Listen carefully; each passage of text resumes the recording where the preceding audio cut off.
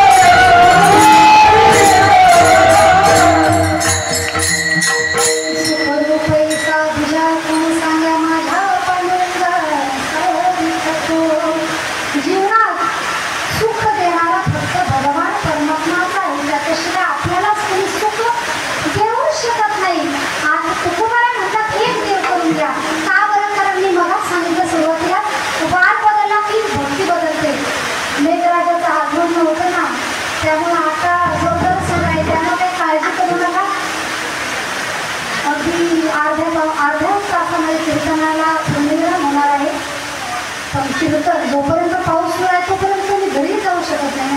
त्यामुळं कीर्तन सुरू आहे तोपर्यंतच पाऊस येणार. कीर्तन संपलं की पाऊस आहे जमणार आणि मला मग ते सांगितलं म्हणजे तुम्ही आली म्हणून आमच्या गावात पाऊस आला असं काही नाही. ते निसर्गाची देणगी आहे. त्याला आजच यायचं होतं त्यामुळे तो आजच आलाय. पण खऱ्या अर्थानं तो मग गावाला जरा पाऊस कमी होता. पण आज सर्व शेतकऱ्यांना जरा बरं झाले. आज खूप भरपूर पाऊस झाला. तुकोबा राय सांगतात की एक देव करून घ्या.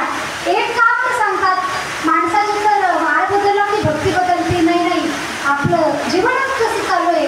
श्रावण महिन्यात एवढं देवाचं करता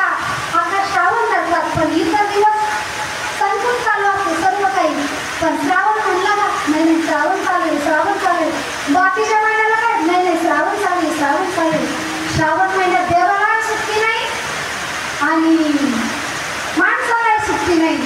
सर्व गावागावात सत्य झाले तर आता ते केलंही पाहिजे.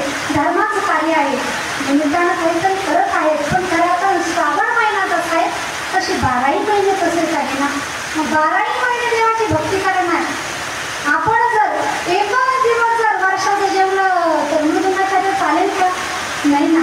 रोजच्या रोज ज्या त्या टायमाला खावंच लागते ना. तसं भगवान परमात्माचं एकच महिना भजन करून चालणार नाही ना. त्याला वर्षभर करावं लागेल, तेव्हा त्याची आपल्याला प्राप्ती होईल. नाहीतर एक दिवस करून म्हणून का देव काय प्राप्त होत नाही, त्याचं काय खरं नाही. तर असं होणार नाही. त्याला कंटिन्यू त्याची भक्ती, त्याचं नामस्मरण चालूच ठेवलं. तुम्ही एक दिवस जर भजन केलं, एक दिवस त्याच्या लक्षात राहतात. पण हा एखादा माणसाजवळ आपण फार जवळचे आहोत, फार जवळचे आहोत, पण तो माणूस जर आपल्यापासून दूर गेला तर काही दिवस त्याची आठवण होते. पण भरपूर दिवस झाले, 7-8 वर्ष झाले, त्याचा आपला काही कॉन्टॅक्ट राहिला नाही. तर आपलं आणि त्याचं कनेक्शन म्हणजे आपण त्याला विसरून जातो. तसंच आपण 1 महिना जर देवाला भजत असतो आणि बाकी दिवस जर देवाचं नामस्मरण करणार नाही तर आपल्याही देव विसरेल ठरलं.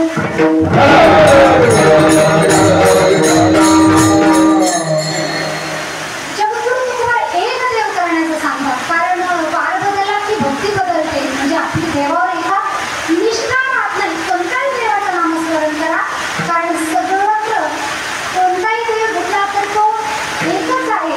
त्याच्यात काही तुझा भाव नाही. हरी सर्वभक्ती राम देहा देही सर्वभक्ती राम देहा देही सर्वभक्ती राम देहा देही सर्वभक्ती राम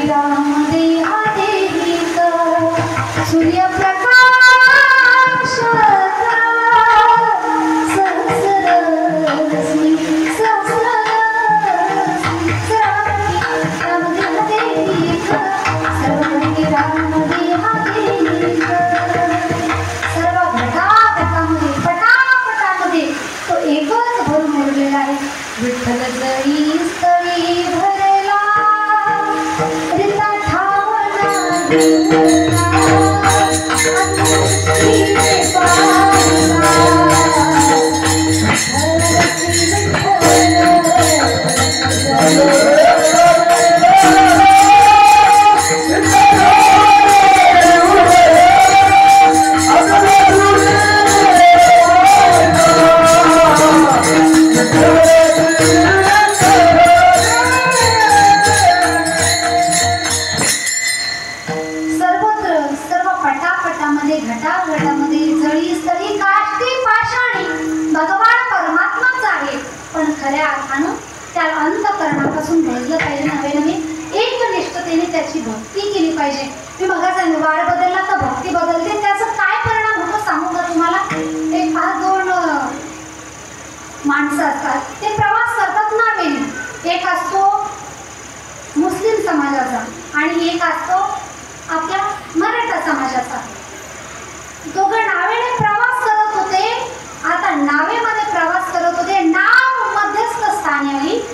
समुद्राच्या मधोमध आली आणि एवढी सुनामी आली की वारा आला, एवढा वारा आला, त्या वाऱ्यामध्ये नाव आता हलू लागली.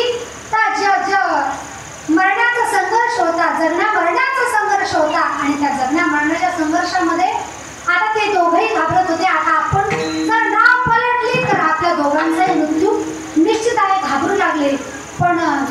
समाजात होता, त्याने तो त्याच्या देवाचा जप चालू केला. पण आपला ज्या समाजाचा जो मनुष्य होता ते म्हटला, अरे देवा मला वाचव, देवा मला वाचव म्हटले.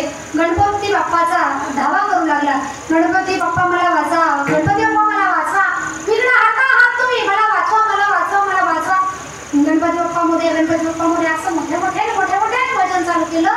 आणि गणपती बाप्पा आता त्याला वाचायला जाणार, तेवढ्यात तो म्हणतो, अरे त्या गणपती बाप्पाची एवढी मोठी ढेरी, त्याला त्याची ढेरी सांभाळणं होईना, हा मला कधी वाचवणार आहे.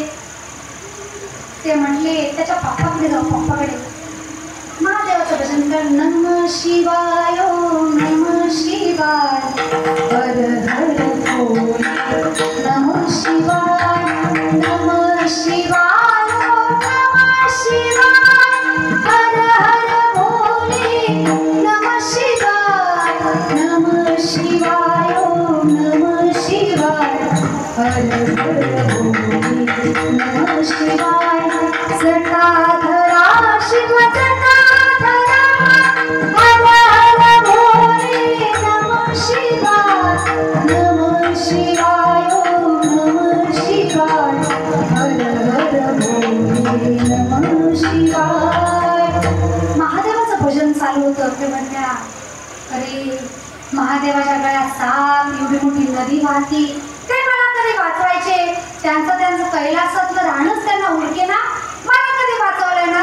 म्हणले नाही, आपण जरा उच्च देवाकडे जाऊ, त्यांचं जे भजन करतात त्यांच्याकडे जाऊ, रामाकडे जाऊ, रामाकडे. लगेच रामाचं भजन सुरू केलं. हरी श्रीराम राम जय जय राम, श्रीराम जय राम जय जय राम, भजन चालू केलं. आता प्रभू रामचंद्रजीला वाटलं, अरे यानं गणपतीचं केलं, महादेवाचं केलं, महादेव जाणार वाचवायला, तर याने लगेच भजन बदललं, चला आपण तरी पटकन जाऊ, याला वाचू. म्हटलं, अरे आम्हाला त्याची सीता हरवलेली सापडली नाही, तो रडत सापडतोय, हा मला काय वाचवणार, आपण भजन बदलू. असं तो सारखं भजन बदलत होता. पण जो दुसरा होता का, असं तो हा देव बदलत होता. पण जो मुस्लिम होता का, तो अल्लाह त्याच्या देवाचा नामस्मरण करत होता. त्याचा त्याला अल्लाह पण आणि अल्लाह घेऊन गेला. पण हा असंच भक्ती बदलत देवाचं भजन बदलत देवाला बदलत सुनामी एवढी जोरात आली, नावळी पलटी झाली आणि तोही त्या ठिकाणी बुडला. खऱ्या अर्थानं हा जो मुस्लिम समाजाचा होता, पण त्याची एक निष्ठा होती. त्याने एकालाच भजलं, एकाच नामस्मरण चालू ठेवलं, तर त्याला अल्लाह आला आणि त्याला अल्लाह घेऊन गेला. मला असं काही जातीबद्दल धर्माबद्दल बोलायचं नाही, पण खऱ्या अर्थानं मला यातून हे सांगायचंय की बाबांना आपली भक्ती कोणत्याही देवाचं करा.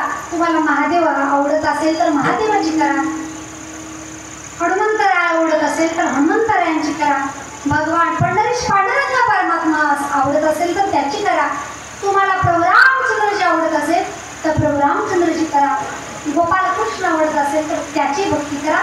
कोणताही एका देवाची करा, पण एका देवाची करा, त्याच्याशिवाय सुख नाही. मग तो साधक तुकोबारायण म्हटला, तुकोबारा तुम्ही एवढं ठामपणे सांगता की एक देव करा, निश्चित त्याच्याशिवाय जीवनात तुम्हाला सुख मिळणारच नाही, नवे प्राप्तच होणार नाही, तुम्हाला एक देव करावा लागेल. तुकोबारायण एवढं ठामपणे, एवढं निश्चितपणे तुम्ही एक देव करायचं सांगतात, त्याच्याशिवाय तुम्हाला सुखाची प्राप्ती होणार नाही असं का बरं सांगतात? आम्ही तर सर्वजण संसारिक आहोत, आम्हाला तर संसारच करायला आवडतोय, पण तुम्ही आम्हाला एक देव करायचं काय सांगतात? तुकोबारायण म्हटले, सांगू का? हा तुकोबारायण सांगा ना, सांगू का? हो तुकोबारायण सांगा ना. तुकोबारायण सांगतात, अभंगाचं द्वितीय चरण.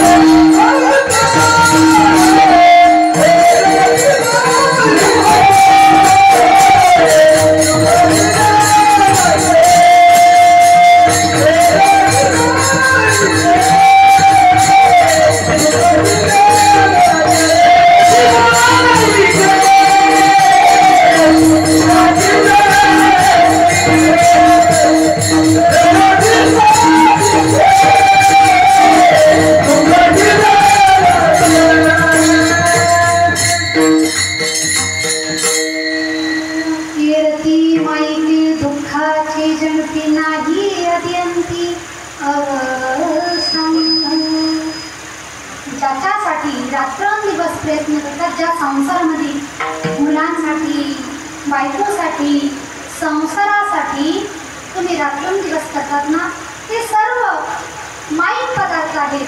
त्यांच्यापासून तुम्हाला दुःखच निर्माण आहे. तुम्हाला जरी वाटलं मी त्यांच्यासाठी करतोय म्हणजे मला काहीतरी सुख भेटेल, पण तुम्ही कितीही करा त्यांच्यासाठी, त्यांच्यापासून तुम्हाला दुःखच भेटणार आहे. कारण संसारातील जे पदार्थ आहेत ते सर्व माईक आहेत, म्हणजे त्यांचा एक ना एक दिवस नाश होणार आहे. ज्या गोष्टी मोजल्या जातात त्या नक्कीच संपत असतात. मग वय, पैसा, संपत्ती ह्या गोष्टी मोजल्या जाणार आहेत, त्या एक ना एक दिवस नक्की संपणार आहेत. हे सर्व माईक पदार्थ आहेत, यांचा सर्वांचा नाश होणार आहे. म्हणून त्याच्यापासून तुम्हाला दुःखच मिळणार आहे. रती माईके दुःखाची जननी, खऱ्या अर्थानं त्यांच्यापासूनच दुःखाची निर्मिती होते, त्याच्यापासूनच दुःख प्राप्त होतंय त्याला. आणि तुम्ही जर विचारत असाल तर ते दुःखाची सुरुवात कुठून होती महाराज, त्याचं ते दुःख संपतंय कुठं, तर ते संसार जसा सुरू झाला का तसं तेव्हापासून त्याच्यात दुःखच आहे. कारण संसार हा दुःख स्वरूपाचा आहे, त्याच्यात किती सुख शोधत तरी सापडणार नाही. दुःख बांधवडी आहे हा संसार, सुखाचा विचार नाही कुठे. रात्रंदिवस प्रयत्न करा पण संसारामध्ये दुःखच मिळणार आहे, कारण तो दुःख स्वरूपाचा आहे. कवडगाव सारखं जरी छोटंसं गाव होतं आणि त्या गावामध्ये 4-5 वर्ष झाली पाऊसच पडल्यांचा. आता तुम्हाला बरेच दिवस झाले पाऊस नव्हता ना, तसं त्यांनाही 4-5 वर्ष पाऊसच पडला नाही. एवढं पाण्याची टंचाई आली, दुष्काळ पडला, आता काय करावं काही समजेना.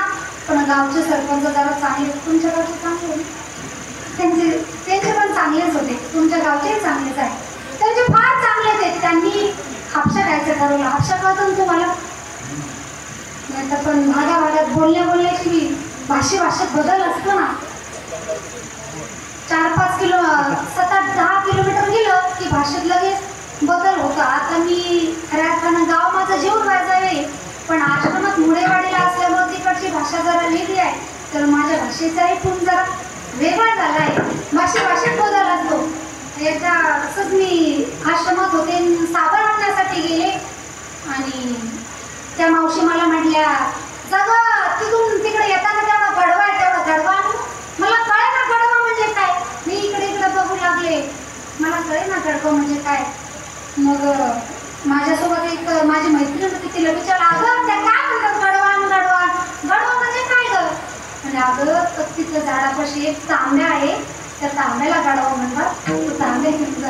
असं भाषेत बदल असतो. म्हणून हापशा कोणाला कोणाला माहीत नाही, ते जुनी पद्धत होती. आता त्याला कुठं नदी काय असे म्हणतात. हापशा घेण्यास ठरवला, हापशा घेतला, योगायोगानं त्याला पाणी एवढं लागलं, पण त्या गावाचं दुर्भाग्य असं पाणी खारट लागला. तर खारट पाण्याचा उपयोग पिण्यासाठी होत नाही, अन्य कामासाठी होतो पण पिण्यासाठी होत नाही. मग त्या गावातले लोक अन्य कामासाठी वापर करायचे पण पिण्यासाठी करत नव्हते. एक दिवस सर्व वाटेनं चालला होता, एवढं ऊन पडलं होतं.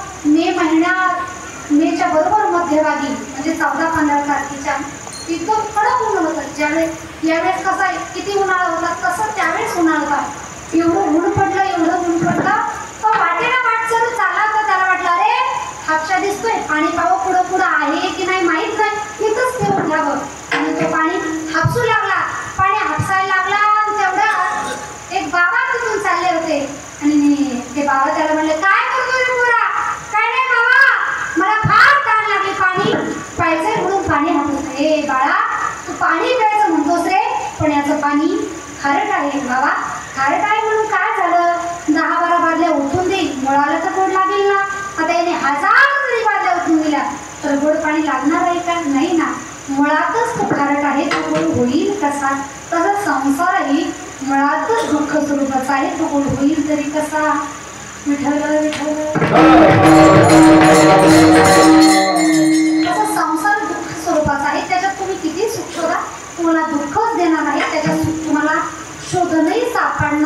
सापडणार नाही. खऱ्या अर्थानं भगवान परमात्मा अनमोल किमतीचा नृत्य, अनमोल किमतीचा नृत्य आहे. पुन्हा भेटेल का नाही याची माहिती नाही, तर अनमोल किमतीचा नृत्य प्राप्त झालाय.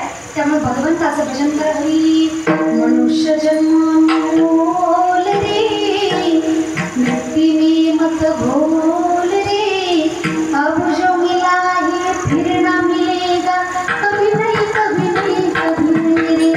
राम नाम तू बोल रे, वाणी रस बोल रे, अब जो मिला है फिर ना मिलेगा, कभी नहीं कभी नहीं कभी नहीं रे. आता भेटलाय बाबांनो, पुढं भेटेल का नाही हे आपल्याला माहीत नाही. बाबा आता भेटलाय ना, या देहाची सार्थकता करा, भगवान परमात्म्याचं नामस्मरण करा. कारण याच देहामध्ये भगवान परमात्म्याचं भजन करू शकतो, अन्य जन्मामध्ये तर नाही. याच देही घडे देवाचे भजन, याच देही घडे देवाचे भजन. हो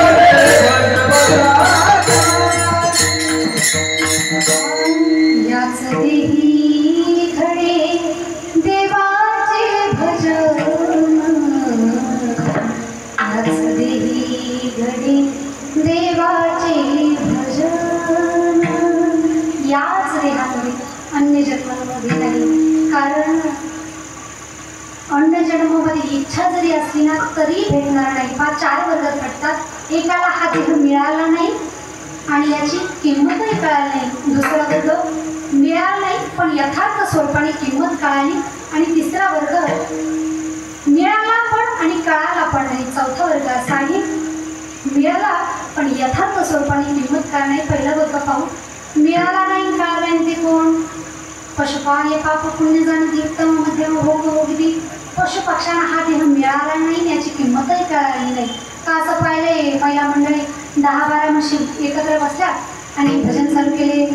राम कृष्ण हरी जय जय राम कृष्ण हरी. बघितलंय म्हशी भजन करत नाही, त्यांना ते ज्ञानच नाही ते भजन तरी कसं करतील. दुसरा वर्ग असा आहे ज्यांना मिळाला नाही पण यथार्थ स्वरूपाने किंमत कळाली. कोण? स्वदेहीचे अमर इच्छिता ते देवा मृत्यू लोके भावा जन्मा. त्यांना देह मिळाला नाही पण यथार्थ स्वरूपाने किंमत कळाली, कारण त्यांनाही माहीत आहे मग पुण्याचे भाऊ दुसरे सभेची इंद्रपदाची मोठी उत्तरी येऊ लागते माघारी मृत्यू लोका. इंद्र असू द्या, चंद्र असू द्या, वरुण असू द्या, पण ज्या दिवशी पुण्य संपेल ना त्या दिवशी त्यांना मृत्यू लोकातच यावं लागणार आहे. कारण स्वर्ग ही भोग भूमी आहे, तिथं कर्म करता येत नाही. कर्म करण्यासाठी याच देहामध्ये यावं लागतं. त्यांना या देहा मिळाला पण यथार्थ स्वरूपाने किंमत काय. तिसरा वर्ग असा आहे, मिळाला पण कळाला पण ते कोण? संत महात्मे. संत महात्म्यांना हा अनमोल किमतीचा नरदेह मिळाला आणि त्यांना यथार्थ स्वरूपाने किंमतही कळाली, म्हणून त्यांनी त्यांना आपलाच देव करून घेतला आणि ते भगवान परमात्म्याच्या स्वरूपाला प्राप्त झाले. आपल्यालाही करण्यासाठी अट्टहास करत आहेत, आपल्यालाही मार्गदर्शन करत आहेत. त्यांना हा देह मिळाला पण यथार्थ स्वरूपाने किंमत कळाली. चौथा वर्ग असा आहे, मिळाला पण यथार्थ स्वरूपाने किंमत कळाली नाही. ते तुम्ही आम्ही तुम्हाला आम्हाला हा अनमोल किमतीचा नरदेह प्राप्त झाला, पण आपल्याला या देहाची किंमत कळली नाही. जर काही कळाली असती तर माणसाने खाऊ नये ते खाल्लं नसतं, पिऊ नये ते पिले नसते. म्हणजे पाणी वगैरे खाऊ नये ते खाल्लं नसतं, पिऊ नये ते पिले नसते. जर या देहाची किंमत कळली असते, तुम्हाला आम्हाला या देहाची किंमत कळली. पण बाबांनो, याच देहामध्ये भगवान परमात्म्याचं नामस्मरण करू शकतो, अन्य जन्मामध्ये नाही. या जन्मामध्ये भगवान परमात्म्याचं नामस्मरण केलं तर त्याच्या स्वरूपाला प्राप्त होऊ, तरुण जाऊ, यात काही शंका नाही. विठ्ठल तुम्हाला सांगतात, बाबांनो तुला वाटतंय ना जीवनात सुख प्राप्त व्हावं, तुला वाटतंय ना मी सुखी व्हावं, तर एक कर, अविनाश अशा भगवान परमात्म्याला शरण जा आणि त्या भगवान परमात्म्याचं, त्या गोविंदाचं वेड लावून घे. लाभी मना पिसे गोविंदाचे अविनाश करी आपुलिया येसे. लाभी मना पिसे गोविंदाचे अविनाशाचा भगवान परमात्मा म्हणजे ज्याचा कधीही नाश होत नाही, असा नाश नसणाऱ्या अविनाश अशा भगवान परमात्म्याला शरण जा आणि त्या गोविंदाचं मनाला वेड लावून घे. वेड लावलं, त्या गोपिकांना किती भजन करत होत्या, किती भजन करत होत्या.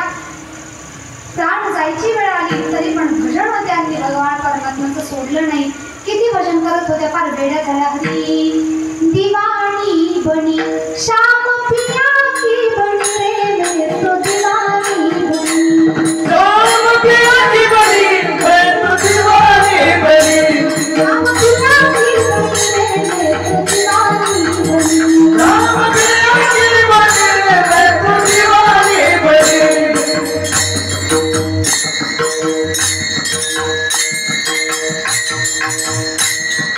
दिवानी बनी श्याम पिया की बनी रे, मैं तो दिवानी बनी. ओठों पे काजल, आँखों में लाली, माथे पे टिकुली लगाते चली. दीवानी बनी श्याम पिया की बनी रे, मैं तो दीवानी. एवढ्या वेळा झाल्या की त्यांना काय करावं हेच कळत नव्हतं. तुम्हाला सर्वांना माहीत आहे, एक गवळीला भगवान परमात्म्याला तिने पाहिलं, त्याच्या नावाचं तिला एवढा नाद लागला. भगवान परमात्म्याला पाहायला जायचं तर साडी उलटी घातली, डोक्याची टिकली ती माथ्याला लावली, ओठाची जी लिपस्टिक आहे ती डोळ्यात लावली, डोळ्याचं काजळ आहे ते ओठाला लावलं, सर्व उलट पालट करू लागली. एवढी दिवाणी झाली, एवढी वेळी झाली, एवढी वेळी झाली. कशाला? गोविंदाचं तिने भगवान परमात्म्याचं नामाचं तिच्या जीवाला वेड लावून घेतलं. कसं? तुकोबाला सांगतात, तुम्ही त्या भगवान परमात्म्याचा वेड लावून घ्या, त्याचा परिणाम काय होईल? अभंगाचं शेवटचं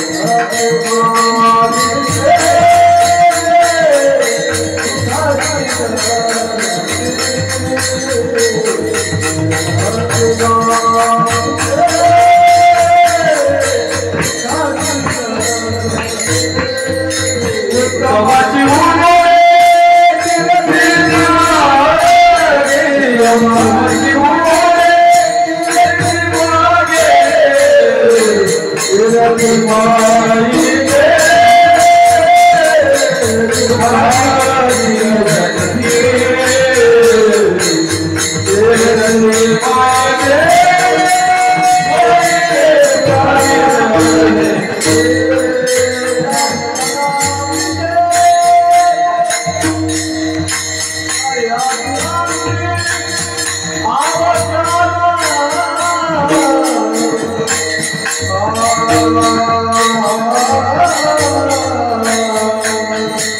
Oh